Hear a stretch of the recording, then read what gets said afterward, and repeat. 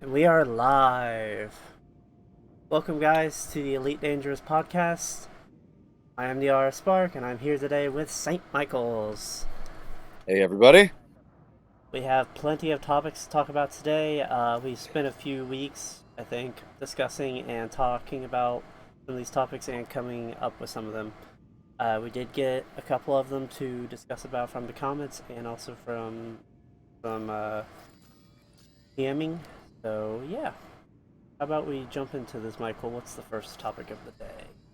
Sounds good. Our first topic, and I'll just read this more like a title: times before engineering and during the first stages of engineering, and also current engineering. So basically, the history of engineering and what it's like now. Hmm.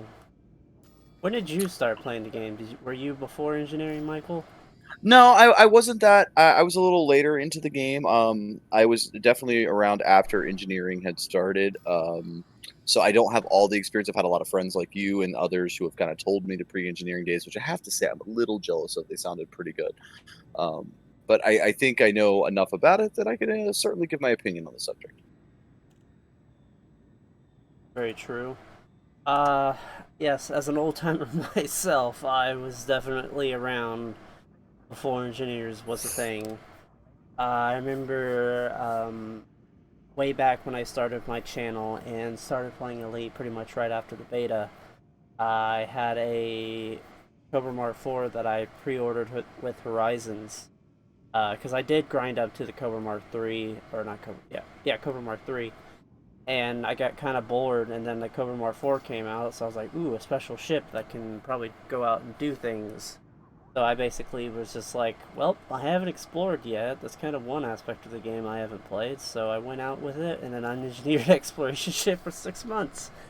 I have to say the exploration ways have changed quite a bit over the years.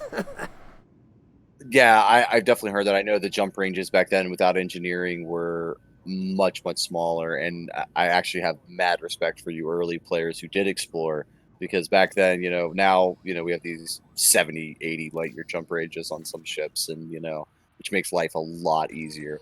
But yeah, back then, just what was the well? I actually don't know the answer to this, but you might. Like, for instance, if you had a Conda back then, what would be your max jump range on something like that? Like what, 20 or 30? I would guess without engineering. Honda, you could. Well, just any good jumping ship. It doesn't have to be a con. I'm not sure what the best jumping ship in the pre-engineering days was, but I would assume it wasn't too different from now. Well, So the Diamondback Explorer and the Asp were pretty much the exploration ships of choice back then, of course, because exploration's in the title. But yeah, yeah, makes sense. pretty much what you would have without an engineered FSD, really, and without an engineering. But I would say close to 40 light years, 445. Um, Decent. I still know a lot of commanders that are out there that haven't even came back yet. They're still out there exploring in engineered ships, and it's just Wow. amazing. Like on the other side of the galaxy and planning on probably never coming back. Just out there for the good. Yeah, that's actually really amazing. I mean, I definitely have some mad respect for those guys because I know for me personally, one of the things I really enjoy about this game, and I think it's probably true for a lot of our listeners here, is you kind of don't get me wrong, you enjoy your exploration trips, but you also enjoy getting back and having some friends to play with. Unless, of course, you're on like a DW2 or something like that, where you have tons of people going with you. But if you're out there exploring by yourself, man, that's really hardcore. I mean, it's cool, and I definitely respect it though. So, especially if you're on an unengineered ship and have been out there for what would it be, 3, 4 years now? So, If not longer. a long time. Yeah, if not longer. So, yeah, a good while. I will say the other thing that I find interesting about the pre-engineering days is the combat, because it's I have to say, you know, it's kind of cool or was kind of cool that like a new player once they got a little bit of money could basically, at least from a I guess, um, get equal to some of the maybe more hardcore guys pretty quickly. And so it kind of evened out the fights. Whereas now, of course, new pilots have to unlock all the engineers and get all that. And even in the early engineering days, had to do the same. So I think that is pretty neat. That there was probably, I mean, I guess it wasn't around back then, but I would guess that there was maybe a bigger combat scene in some ways, based on player base size, of course. I'm not really sure on the player base. I know there was PvP. I know I did Tango and get into a little bit back then, but it really was kind of boring in my opinion before engineering came out. But it also, as you said, was really basic.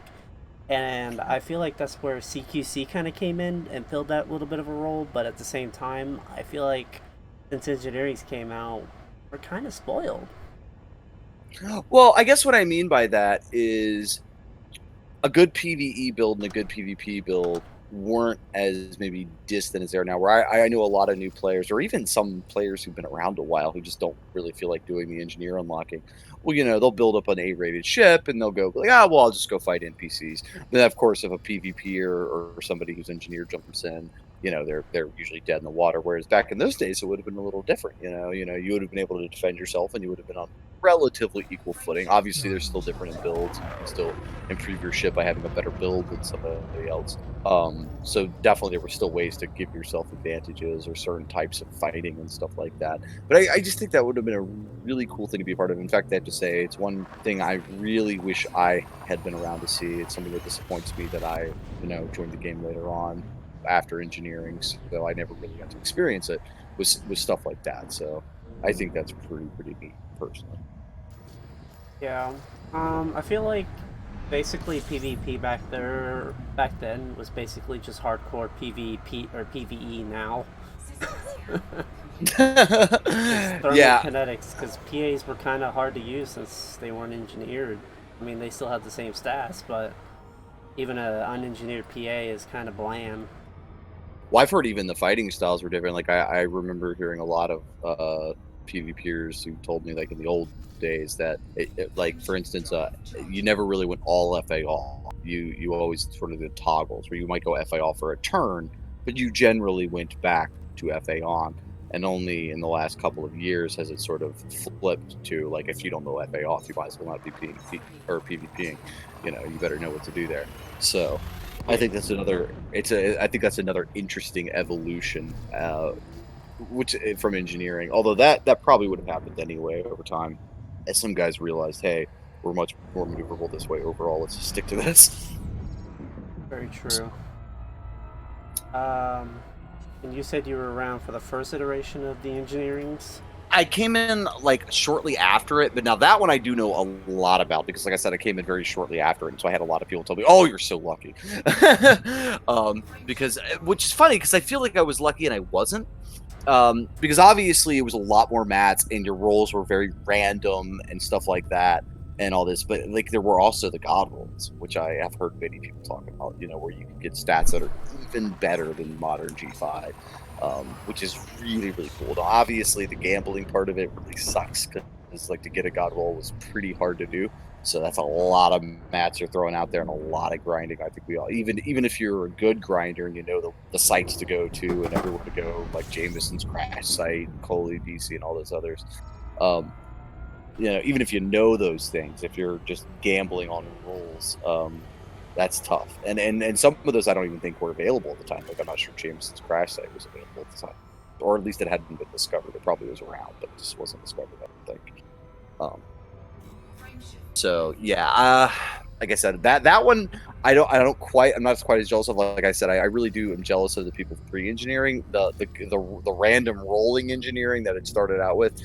It's a mixed bag. Like I wish I had some god rolled stuff, but I'm also like I'm not sure I would have wanted to grind all those mats. I feel like the grind now is bad enough, and I can't even imagine what it would have been like doing that, especially if you're building multiple ships and things like that. True. I feel like I spent so much time on both. I have this feeling that I like the randomization of the old one, but at the same time, it really could like absolutely make you mad. And as I have seen people that do 400 rolls just for one little thing, and like that, and those are like sometimes each of them. So that's a lot of mats to burn through. Yeah, I mean that's crazy to think about. I look at modern engineering where let's say you have a bad G5 and it's like 12 rolls or something like that, and people are like, "Oh, 12 rolls is ridiculous," and they're getting furious. I can't imagine doing like 400 for one module and stuff. Although it would have probably made and I'm guessing you were around. You were definitely around for this, so you probably can answer this even better. It would have made PvP interesting in the sense of even if you were fighting another engineered ship, you don't necessarily know what role they have on their engineering. So it could be like really amazing engineering, it could be really bad engineering, depending on how hardcore they decided to go at it. So I think that would have made it interesting because unlike today, not all engineering would be equal. Like obviously now we have like a G5 versus G5. You know, okay, that guy's G5, I'm G5, we're equal. You know, whereas then just because it was engineered did not necessarily mean that you were anywhere close to the same level of engineering, just based on how many rolls you did, like you said, and how lucky you got. True. I do like how streamlined the new process is, personally. It keeps it short, simple, and sweet, even though it's still a grind. It's not as big of a grind, and it really doesn't give you an incentive to basically kind of burn yourself out, because I feel like that's what the old grinding method did. Yeah, that's true. So I think in the end, it's better the method now. Honestly, like although that would have been interesting, I definitely agree that I think the method now is better and it's more even. You know, it's more fair to players and it's a little less grindy. And as we all know, this game is grindy enough as it is. We do not need extra grinding. I think I might have said this in a previous episode, but I'll reiterate: FDev, if you're ever out there, less grinding, please. Which actually I have to give them some credit for. They have slacked up a little bit with things like void opals and stuff like that, and pay night mining, and I feel like I'm forgetting something here, or even Thargoids, like making combat much more worth it. So they have lightened up a little bit, but definitely less grinding would be a great thing for this game. True. I wish some things you could stab at it with, like, other aspects to the game, like one you specialize in, but at the same time, I'm kind of glad that it is what it is at times. I don't know. I feel like What do it's you just. mean? I feel like the way you have to earn things through grinding, you have to do it a certain way, and you can't kind of work your way around it with another method. They like trying to get a corrosive cargo rack. Of course, you'd have to turn in the mats to get it, but could you just maybe throw a whole bunch of cash at it? Or turn in a whole bunch of exploration data? I don't know. It makes me curious if there could possibly be other steps that could be taken to maybe help alleviate some grind problem. I think there's some really easy ones, and I know like the one that people have wished for a long time, or at least I've heard some people talk about as just like not just mat traders, but mat purchasing. And I don't what I let me clarify here, at least from my personal point of view. I don't think necessarily you should be able to buy all mats, but I do think that like having a place that would sell maybe grade 1 and 2 mats or something would be great. And then if you wanted to, you could just buy those and obviously trade up. But as we all know, the trade ratio in this game is terrible. So it would probably end up costing you quite a bit of money to do that. But I think I've actually joked about this before. Like the idea that you couldn't buy iron anywhere in the galaxy, or the idea that you couldn't buy nickel anywhere in the galaxy, I find to be just a little ridiculous.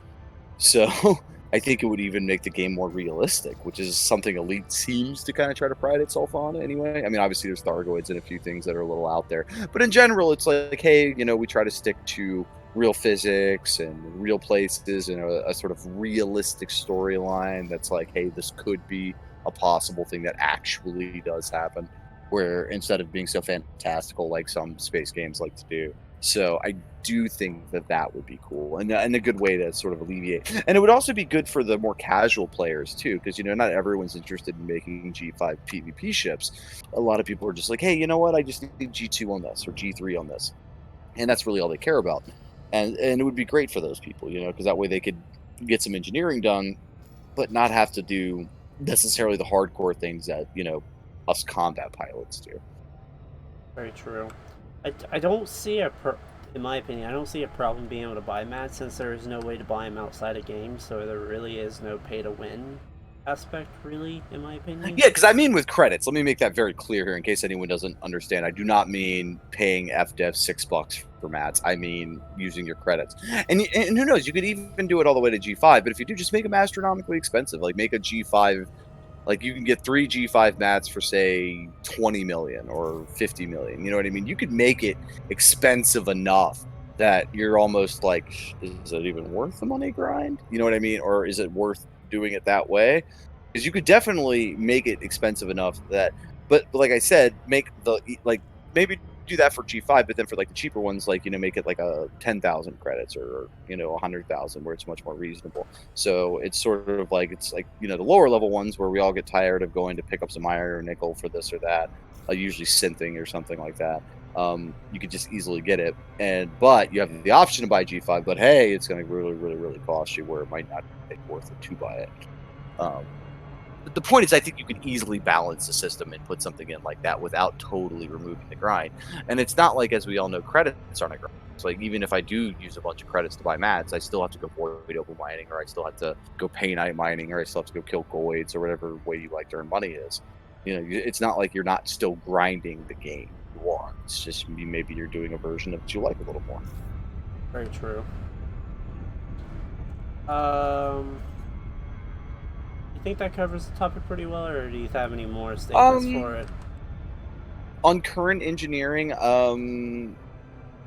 yeah, I think that covers it pretty well. So yeah, let's move on to the next topic, I guess. And obviously, if people are interested, I just want to quickly add, if people are interested in like when they say current engineering, like, hey, what would you recommend engineering? I feel like that's a slightly different topic, but we'd be happy to cover it in a future episode or something. So let us know. True. That's more, but I feel like that topic's more builds or something like that. But anyway, let's move on. So our next topic is the common PvP meta / weapons being used, and we are talking about right now, folks. So not in the old days. Yes, current.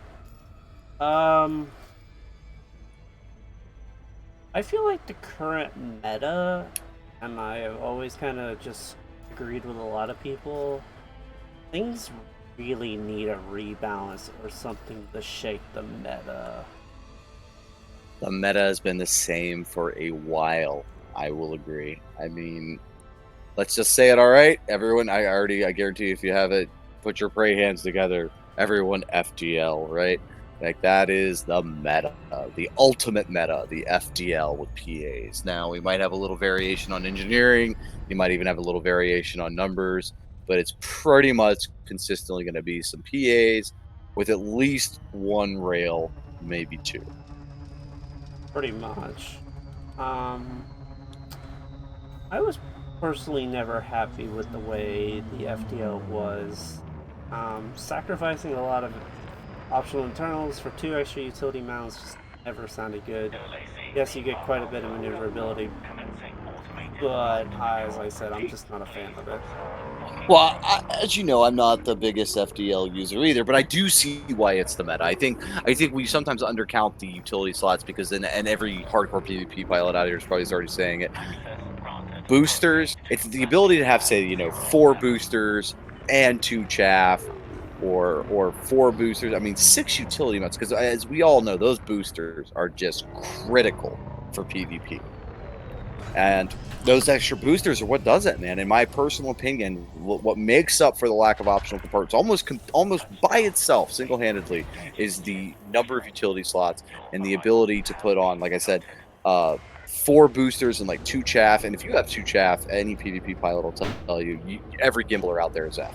And that's not even including if you have something like dispersal and target lock breaker. Even though TLB has been nerfed a little bit. Like with that combination, like no gimbal pilot's going to get rid of them automatically. And then, with the number of boosters, you have a significant, and the maneuverability, you have a very significant advantage versus fixed weapons. And I think that is why the FDL has become the meta. Not to mention, it's really good in wing fights, which is definitely also the meta form of combat. Whereas 1v1s and other things might have been big at one time, like these days, it's 4v4 or 2v2 or 3v3. Wing fights are it. So, but I do think there is a form of PvP that is not quite as meta.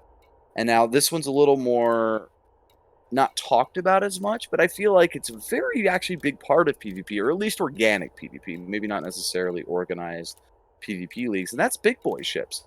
Because you do see a ton of vets. Cutters especially, I would say, are the biggest. And even condas in PvP, you'll see a lot of them. And if you got a guy who knows how to fly them FA off, um, they can keep their time on target. You're not going to be able to hug them. So, like, I know Cutter Gang, like cutters are really big in PvP. And now there, I see a lot more variety on builds. Obviously, because of the size of the ship, you have a lot more weapon parts, you have a lot more utility slots and optional slots, so you just really have more you can do with it. But actually, it's one of the reasons I personally like flying big boys, is I hear a lot of guys, oh, well, it's funner to fly in FDL, but I have way more options with my big ships as far as weapons I can use, how I want to create them, optional and utility wise. Um, and it's not just, oh, an FDL, where you pretty much all are using maybe slight variations, like maybe you're using 5 boosters, some even use all boosters, or maybe you're using that. But the point is, the majority of them are relatively similar, with very few differences in between. True. Um, I do. I am curious if FDev is actually ever going to do a nerf slash buff to the ship, any of the ships. Um, I do feel like it's overdue and it's needed, and it just needs to be done whether or not it's good for the game or not.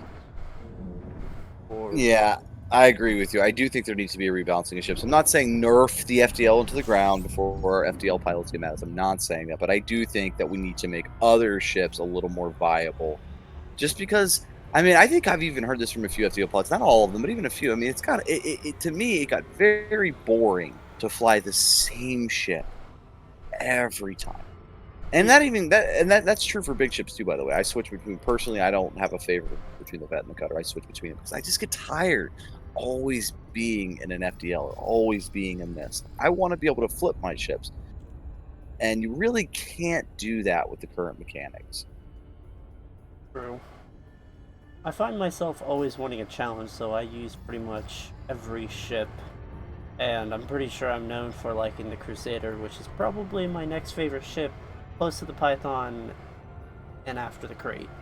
So, yeah. As I said, Well, I will say, yeah, actually, we should make a quick caveat here, and this is a shout out to Spark here, but it's also just kind of a true fact.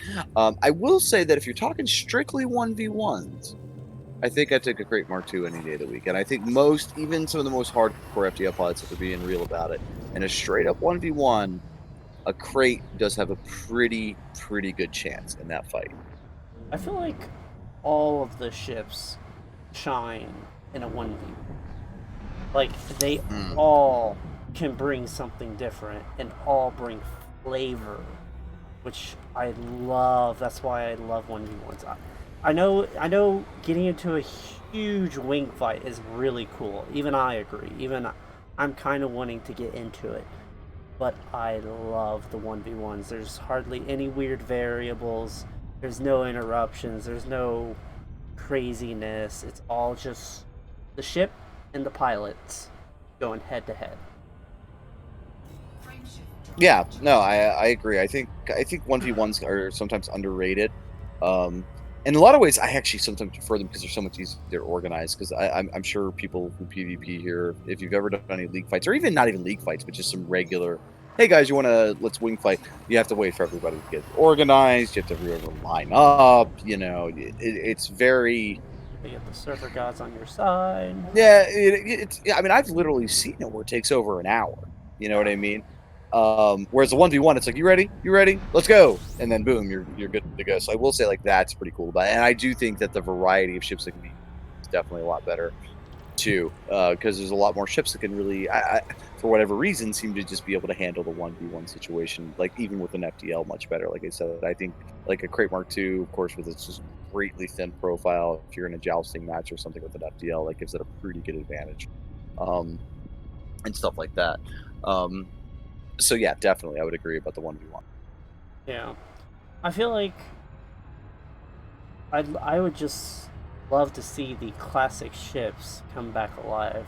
Pythons, Python's extremely. I was very sad when FDev nerfed him. I don't know why they did.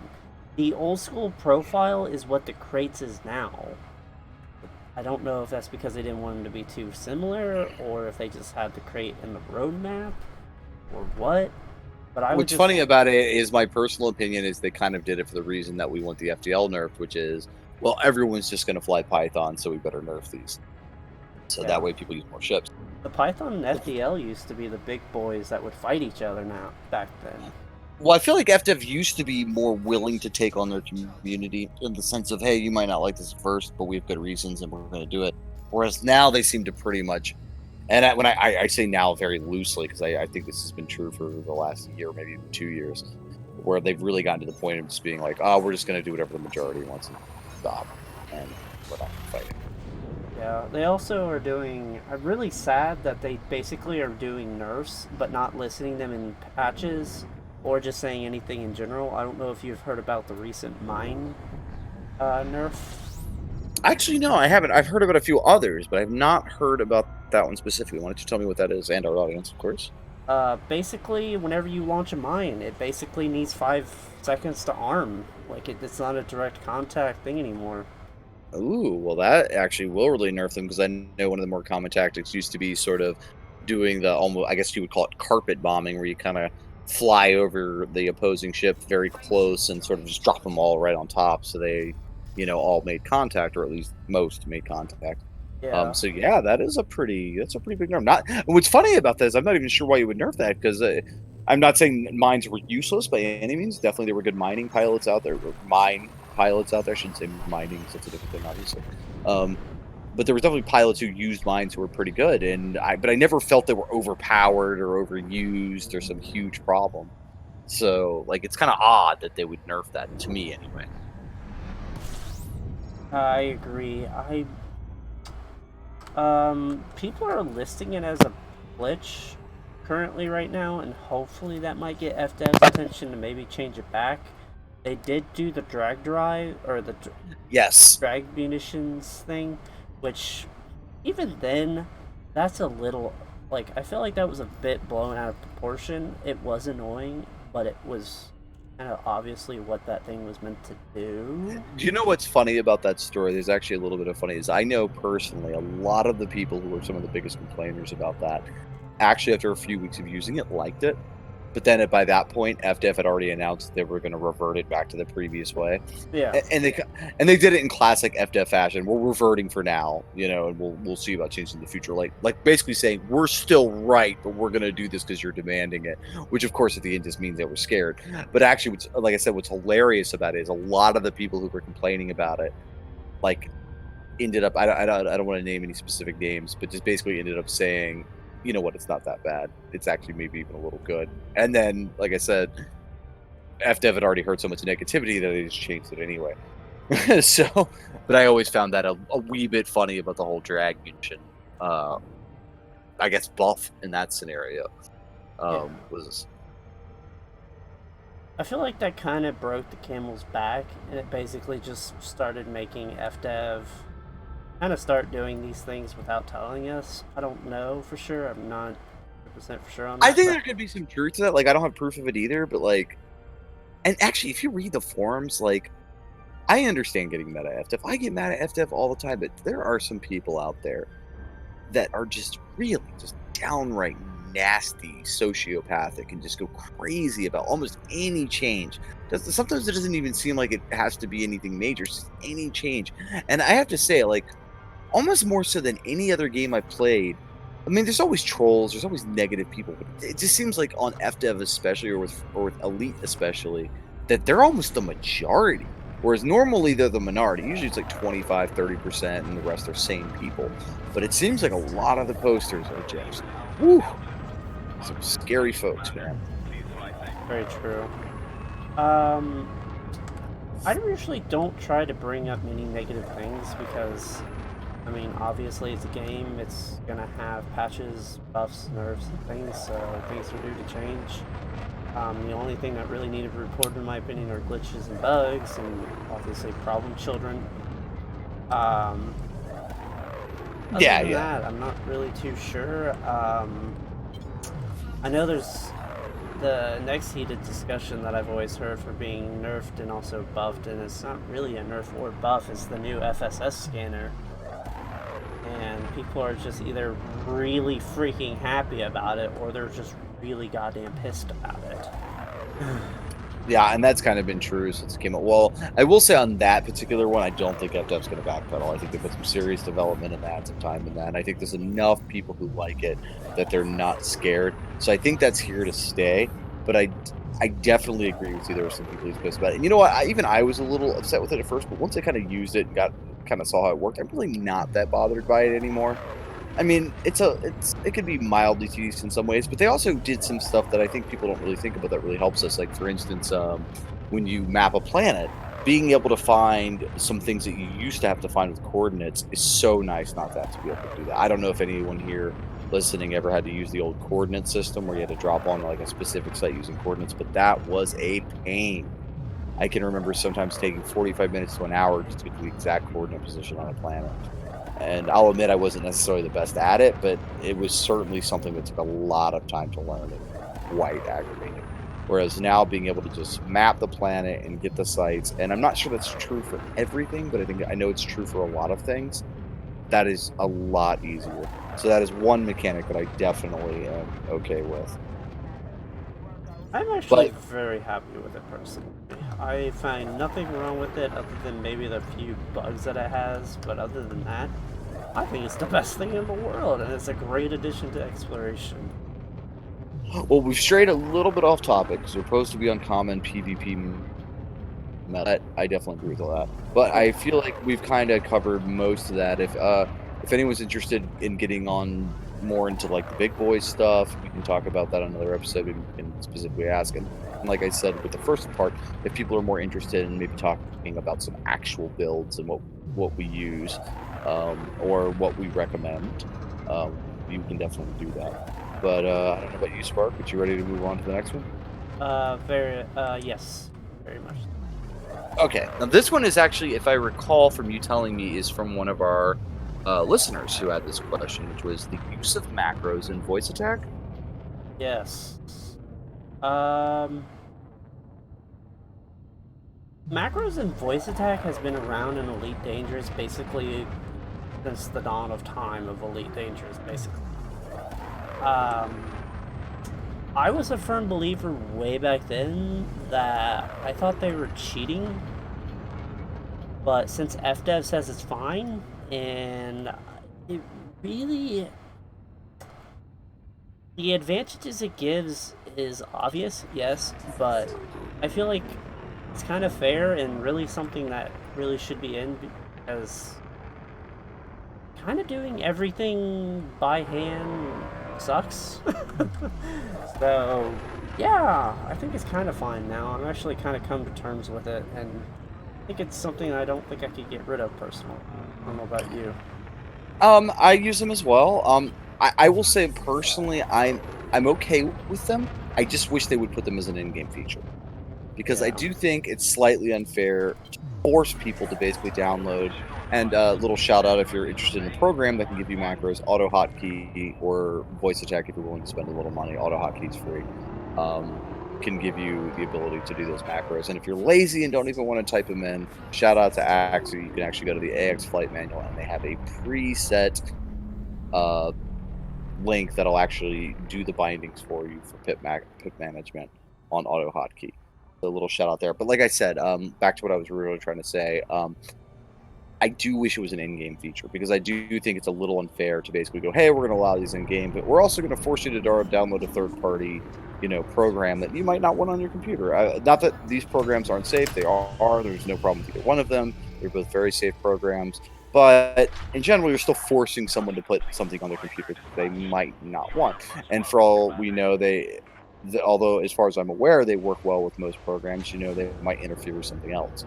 And not that I know if they do that, but I'm just saying that there's definitely issues that can arise over time with that. So I just wish, uh, little side note, as with HUD color, that you could do it in game or with in-game options.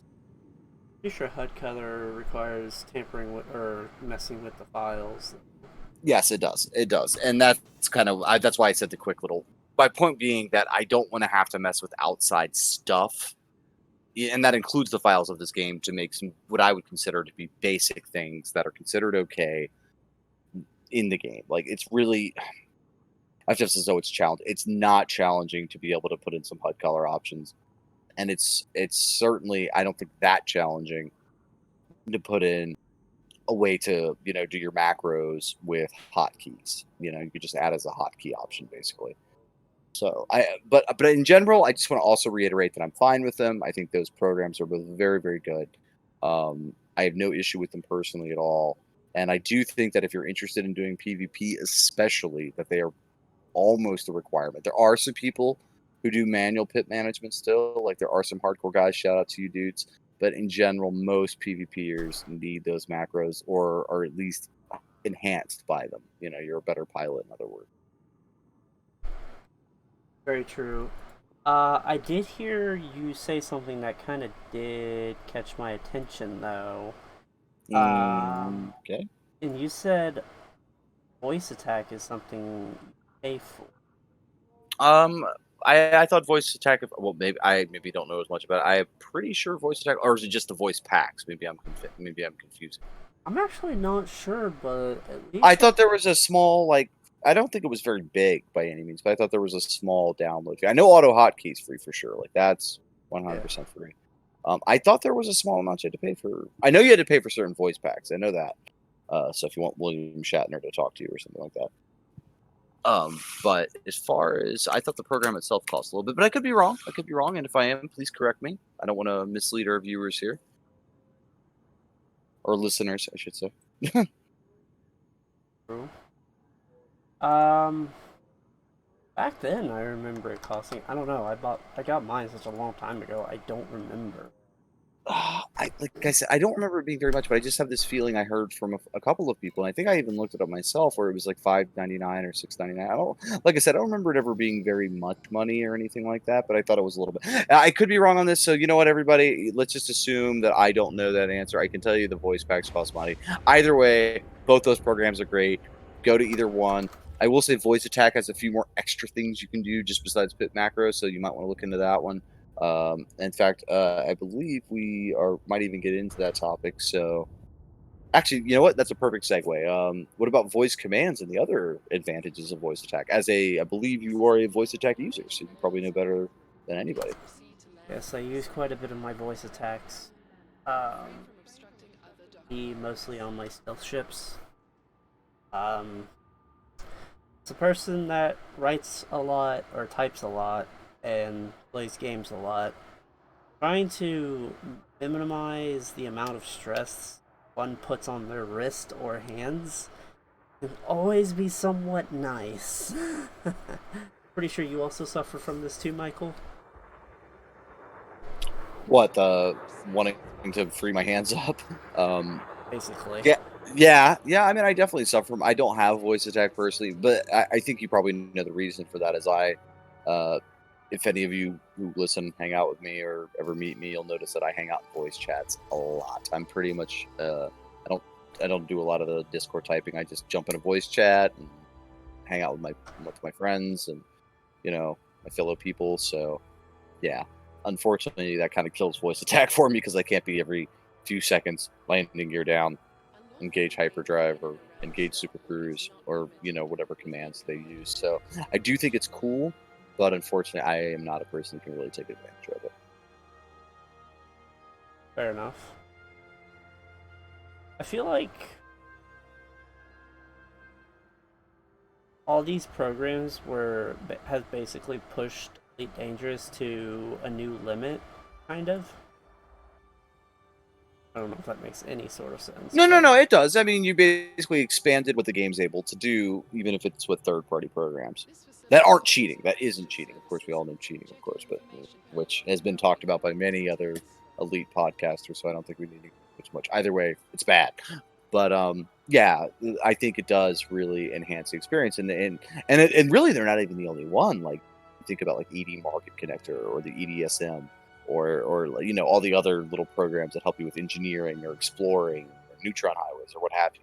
Like there's a lot, and that's something that's dedicated to the fan base. So you listeners out there, us right here, the fans of this game, the people who really put the time in this game, it's amazing what the community as a whole has really created to help each other out and to just make the gaming experience better in general. I agree.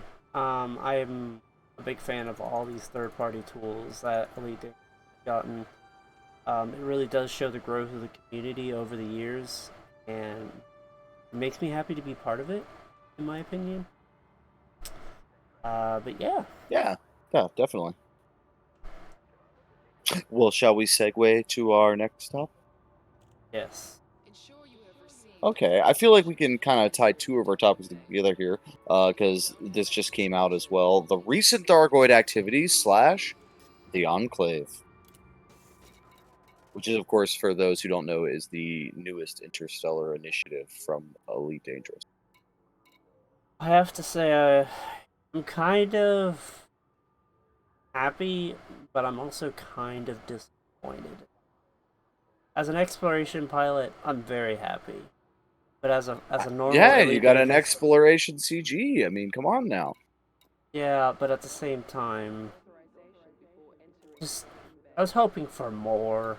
I mean, I get meta alloys are important, but let us find something else, or something that is un-Thargoid or something that is just so huge Thargoid related that it just blows everything out of proportion.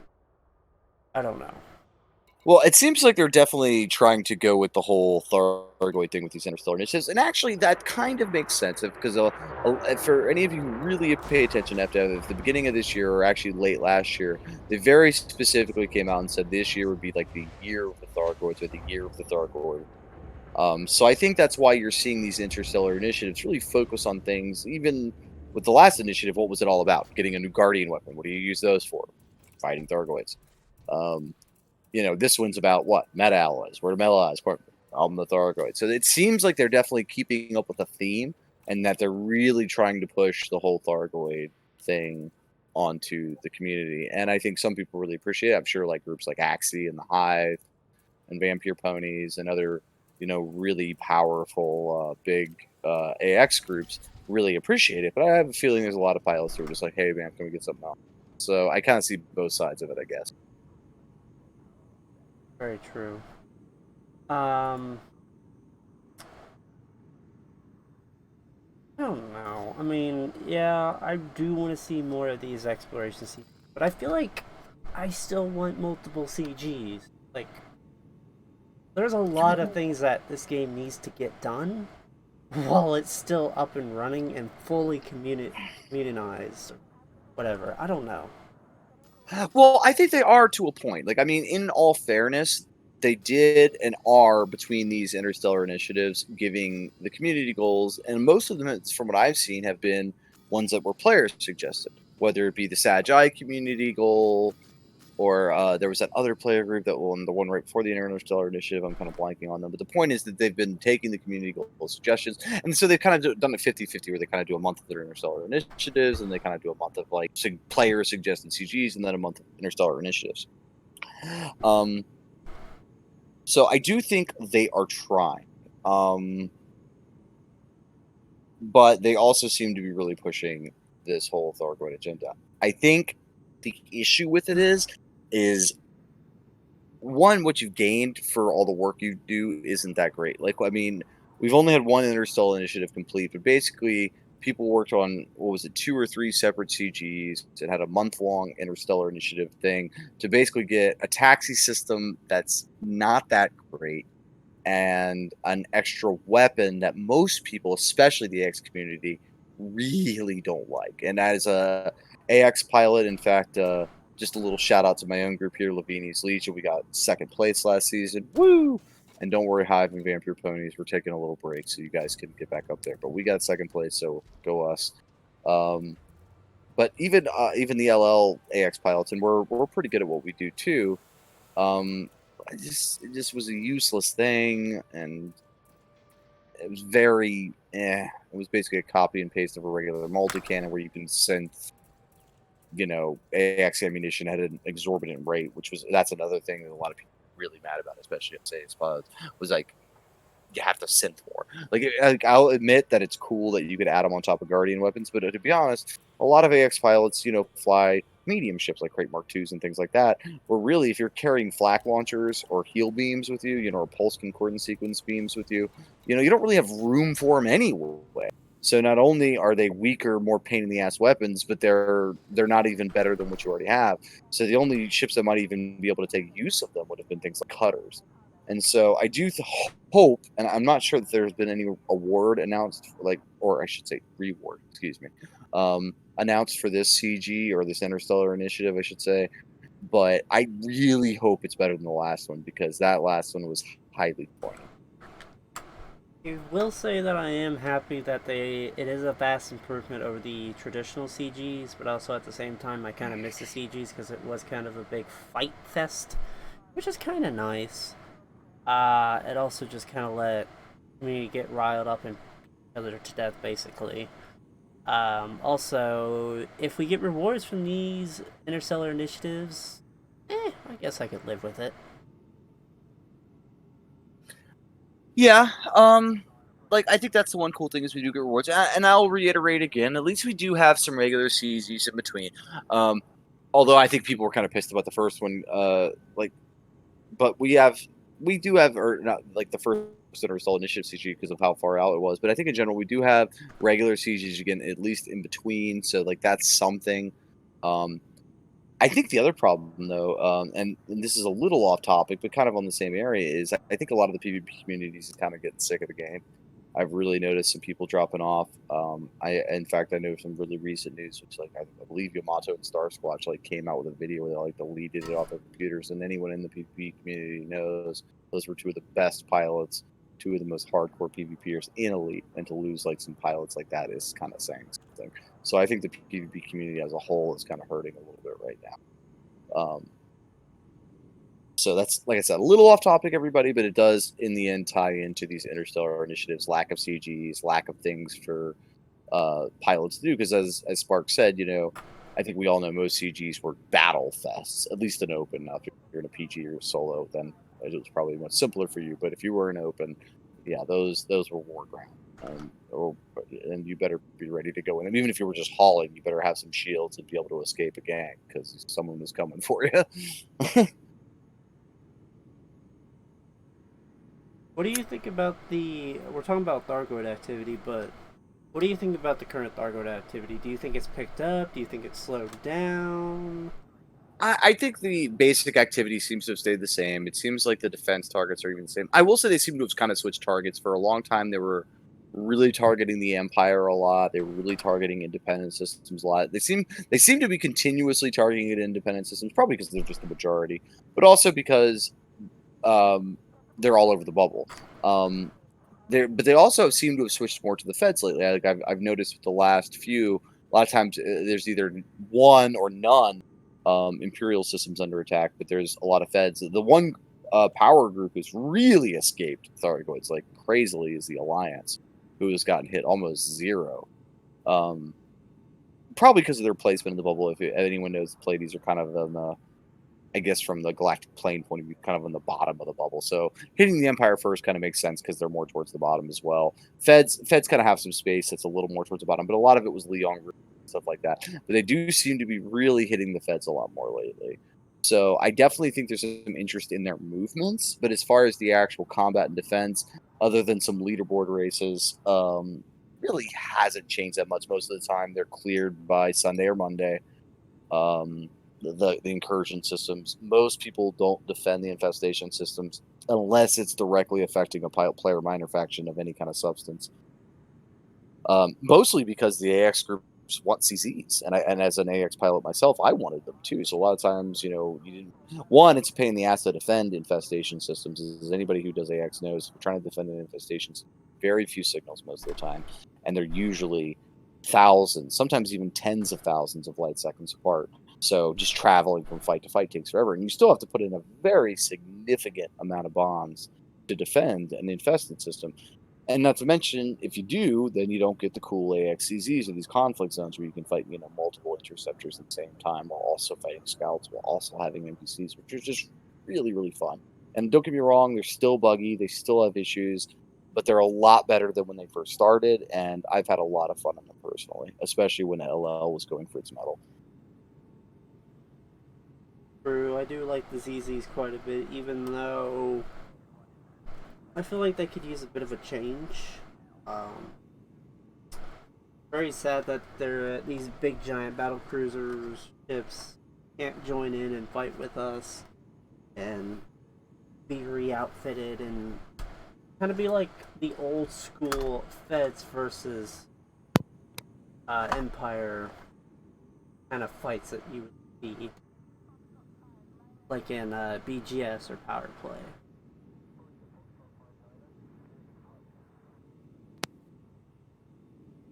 Sorry, a little technical difficulty with the mic, but yeah, that's. In fact, I have to. I think you're cutting out there, Michael.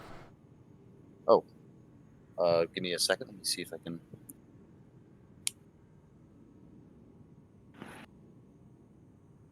Hello.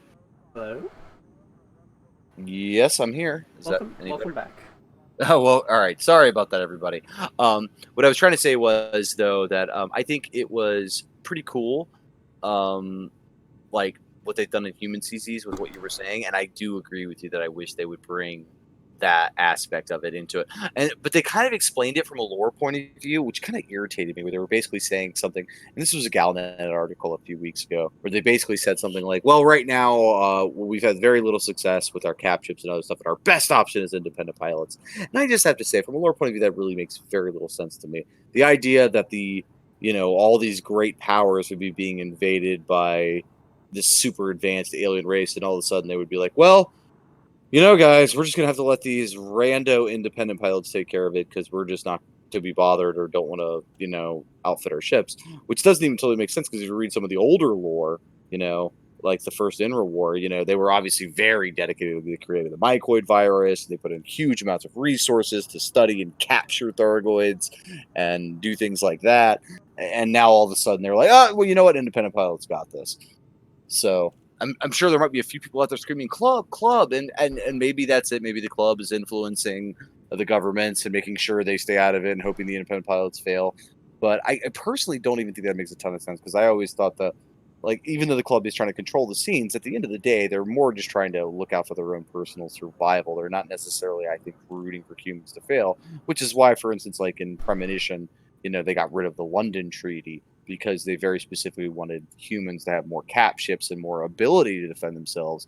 Yet later on in a recent Galnet article, we're told, oh, by the way, cap ships are pretty useless, so we really can't do anything. We have to depend on these independent pilots. And I'm like, wait a second, that's the whole reason for the club doing this is so we have these, so we can fight back, but apparently.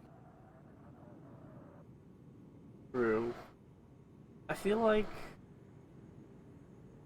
I don't know. It's just really hope it changes a little bit, but at the same time, hopefully more Z's come. I don't know. That's just me. But yeah. You got anything else to say there, Michael? Um, like I said, not really on that topic. I mean, most of the fighting, most of what's going on is pretty standard. Like I said, the one interesting part of change would be the fact that it's kind of more targeted feds and not the M's. Alliance has been left alone. I guess I'll say it one last time. Just shout out to LL for getting second place. Because I have to give Axie credit. It's very hard to beat those guys. We scored even higher than their previous season and didn't really even come close. So like those guys know what they're doing. But no, I think that pretty much covers it. So I think we have one more topic before we end the night, and it's kind of sticking with lore in general. And this is a subject that a lot of people have strong feelings about. We're going to talk about imperial slavery and also the recent Galnet articles that have talked about the slaves that were freed and the repercussions of that freedom. So, would you like to start us off on this, bud? Sure. I recently found out this topic reading a little bit of the Galnet articles. I was trying to touch up on what was going on since I've been on vacation. And, It's definitely a thing. And that's kind of putting an understatement on it. I feel like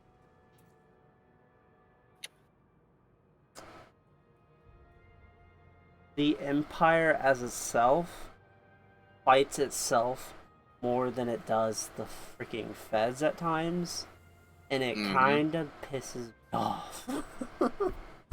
Oh, I definitely agree. I mean, I think Imperials are very now infighting. Let me clarify what we mean by infighting, people. It's not that the Empire, if you're non-Imperial, is really going to war with itself all the time, but there's a lot of bickering.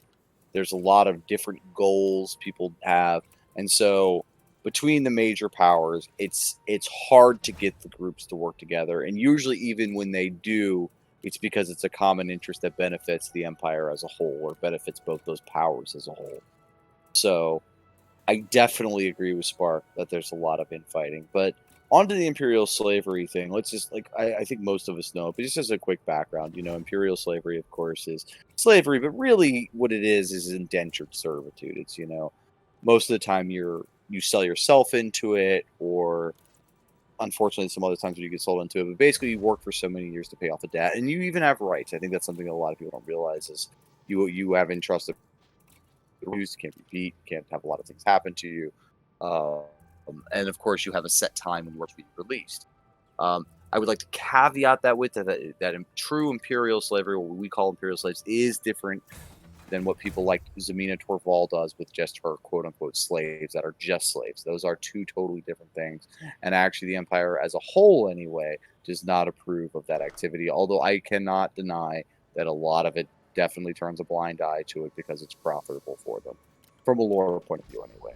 So like I said, let me just quickly caveat that imperial slavery is basically indentured servitude. Although I know to a lot of people that doesn't make much of a difference, but it is. And even that's true in the Codex. I believe there's even a part where they talk about imperial slaves in general are many times, if not the majority of the time, treated better than the lowest in poor people of, say, the Federation, or homeless and left in dregs and stuff like that. True. Do you think the Empire in itself, in the way that each Empire leader runs their group, causes problems and kind of causes kind of a glancing blow sort of deal? Well, I definitely think there's a lot of different leadership styles, and like I said, just by the very nature of serving different powers, because as many as anybody who plays Elite knows, the Empire has more power play people than any other group, and many of these power play group people, lore wise and in game, don't really like each other, have different goals, have different things they want, so it just, of course, leads to conflict, um, and that happens pretty consistently. So yeah, I think that could definitely be a big issue with the leadership, just having not only different just play styles, but like I said, different goals. And when you have different goals, you end up you end up in conflict, or you end up just not helping each other. You know what I mean? And I think that's one like big advantage the Feds have, and even the Alliance especially has, is that they have for the Feds two, and for the Alliance only one power play faction. So if you're Alliance, you're all in on Edmund Mahone. If you're Feds, you're kind of separate, but I have to give them credit with FUC. They're very, very organized, and they're very, very focused on exact goals.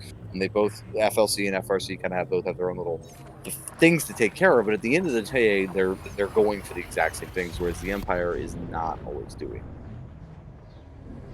Very true. I don't. It makes me curious of why the Empire has to be this way, but I feel like a lot of it is just down to it being the Empire and also family relations, because then the the three related, the three big power players related somehow. Two of them are related. Two others are not. Although one does kind of play into it. Obviously, Aisling and Arissa are related. I believe Arissa is Aisling's aunt. Um, Yes. and then, of course, Denton Petraeus is, I guess, part of that. Not related in any way, but obviously wanted to marry, trying to get in with her. And so, if he had been successful in marrying, would have, I guess been nephew of Orisa. And then of course Amina Torval is just kind of the old cranky, super traditionalist Imperial, so she's a little in category of her own. But yeah, three of them are definitely very interconnected, with Zamina kind of being the outlier. Very true. It makes me curious if a new power play person would just really disrupt power play as itself. I think it depends on where it came. Like, I thought with maybe the Gibson Kincaid stuff, I thought there was a chance. Obviously, it didn't happen, but I thought there was a chance that maybe they were going to try to split the alliance in two. I don't see it happening with the Feds because they seem to be kind of going with a very American two-party system approach. So it just kind of, I have to say, even in fairness, it kind of makes sense that it would be two. The conservative, the liberal, that kind of thing. I think with the alliance, they really have it easy, like I said, in some ways. And of course, we have our independent power players, but in the end, they all kind of have their own little alliances with maybe the other big power play groups. But in general, they don't. It's not too much bother. I know Antal and the Feds have had some issues. Yeah, obviously, Grom is aligned with the Empire. And it's always seemed like Leon Gruy is a little aligned with the Feds, although I don't have any confirmation of that or anything. I'm not even sure there is a big LYR power play group or anything like that, but they do seem to kind of sometimes work together in my experience. So I definitely think that the independents come to a point, but I'm not.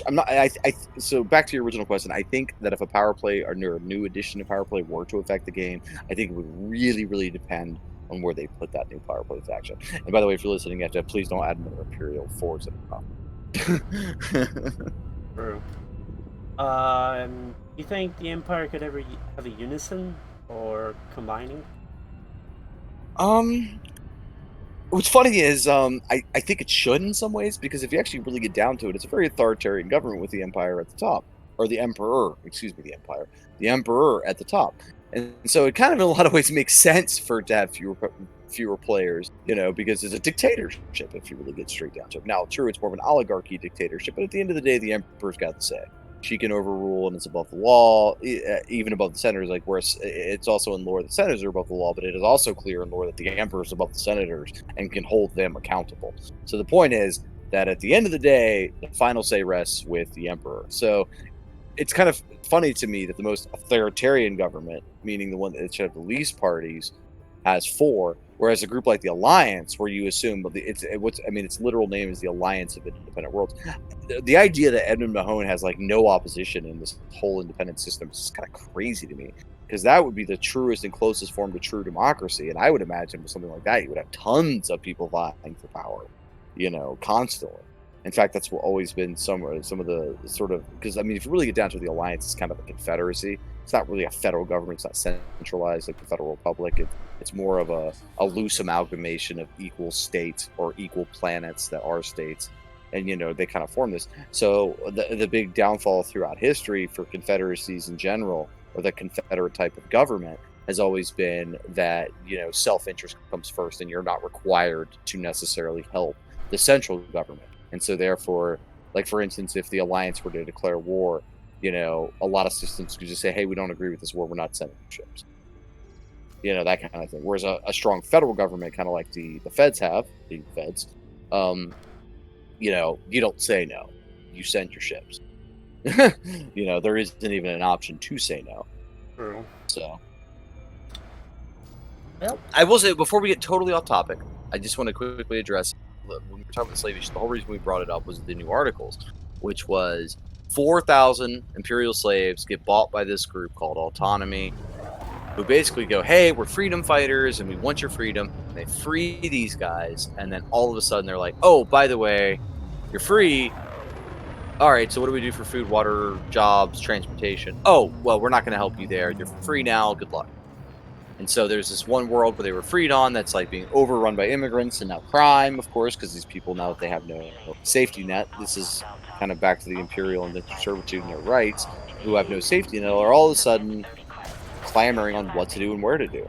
And it got so bad that even Aisling Duval, who, as anybody who follows the lore knows, is anti-slavery, has condemned this group for their action. So I was just curious, before we end this show, back to our original issue. What are your thoughts?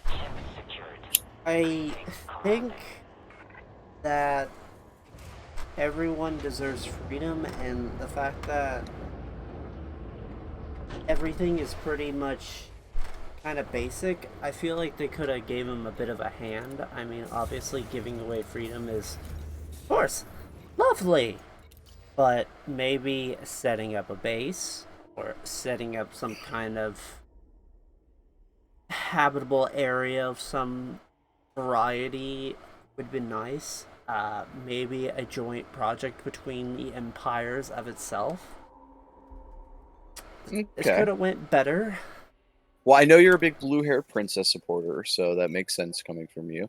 I will say I've always been a big fan, and one of the reasons I joined Orisa is because I could see imperial slavery through, or at least what I feel imperial slavery is, which is really just a social security system for people who are in debt, have nowhere to go, and all sorts of things. I mean, there's a lot of benefits. You have tons of rights. You're fed and taken care of. You'll never be made homeless, and you're meant to get help with, like, if you have drug addictions or alcohol and those kind of things. I just feel like, although we should really change the wording because it's really not slavery. God, I think that's the word that just triggers so many people. um I do think the system in general, and by the way, let me very quickly caveat this by saying I am not talking about the Zamina Torval slavery system. That is a totally separate thing. That is real slavery. That is horrible, and I am against that in every way. But I do think the imperial slavery system, although name choice being awful, is not that bad. And I think you see that even in lore by, like I said, one, the comparison of the fact that most imperial slaves live better than the poorest feds, and two, even groups like the Alliance, which are kind of ultra freedom groups, if you really get down to it, groups that want total autonomy and independence, say, you know what, at least with the Imperials, you know what you're getting. And although we don't approve of the system, it works for them, and most of them choose this. In fact, like, it's been commented on several Galnet articles and other lore based that a lot of imperial slaves who are freed end up going back to their masters, because they're just like, hey, I just want to pay off this debt and then I'll be good. Because you're not enslaved for life. I think that's another key thing that a lot of people don't realize. You were not born into slavery. You're not enslaved for life. It's a temporary pay off your debt, and then usually, especially if you're a decent person, are given a little bit to start with. Whereas groups like Autonomy are just like, we're so hell bent against the idea of this in any way that we're going to actually hurt these people because it'll make us feel better with our ideals. Which is why I think when you see reasonable abolitionists like Aisling Duval, even they condemn it. Because even they realize, hey, I might not like this, but there's better ways to do than just dropping 4,000 people off on a planet and saying good luck. Actually, kind of impressive that 4,000 people managed to catch someone's eye. Because, I mean, think about it, we have literally systems with billions and millions and trillions. Or, I don't know about trillions, but. Well, I think the whole humanity is in the trillions, but yeah, but billion certainly per Like, systems. it's kind of nice to see something that small be noticed. It is. And actually, what's interesting is, as small as it was, I believe, according to the Galnet article, it was like the largest freeing of slaves, at least by this group. I'm not sure if it was like in history, but at least by this group, it was like the largest number of slaves ever freed, which is kind of interesting. But like I said, it was just how they did it. Like, now, if they had any kind of support plan or said, hey, here's a ticket, you can go where you want, like kind of an open-ended ticket kind of thing, and here's a few credits to get yourself started. Great, hats off to you. I don't agree necessarily, but hats off to you for trying to do something right. I'm not okay with, just like Agelink, I'm not okay with saying, hey, you're free. Here's no money. Here's no food. Here's no water. I'm going to dump you on this world. Good luck. And as it was already stated in the Galnet article, that's led to a lot of them turning to crime or begging or just trying to get home or just in really horrible, desperate situations, which in many ways is far worse than what they were already in. In fact, for some of them, I'm sure in fact, maybe even half of them, they might probably just go back to where they came from. A lot of them will, because that's just the lives they've known. It's, like, a lot of people are planets. I think sometimes as commanders living among the stars, we don't realize that the majority of the galaxy are just planet-side residents who know their little planet or know their little part of their planet, and really that's their world, and that's what they know, and that's where they're comfortable. For I think sometimes for us guys who travel the universe, travel the galaxy, travel the bubble, we don't really appreciate that we are the minority and are not like us, and don't even necessarily want that. True, very true. I can't see who doesn't want to fly around in a crate. Well, of course, us commanders do, but I'm just saying from a lore point of view, I can definitely understand. I mean, I think we can all look at members of our own families or people we know who are homebodies and things like that who don't really travel or don't really do this. The point is, you've all met people, I would bet, or at least most of us have met people, I would bet, that could fit into that category. Whereas I think all of us as Elite Dangerous players, I think every single one of us, or at least 99% of us, if we were offered a ticket to Mars, would grab it in a heartbeat. I don't think that's true for most people. True. I think that about covers everything today. I Anything think it does else? as well. Not really.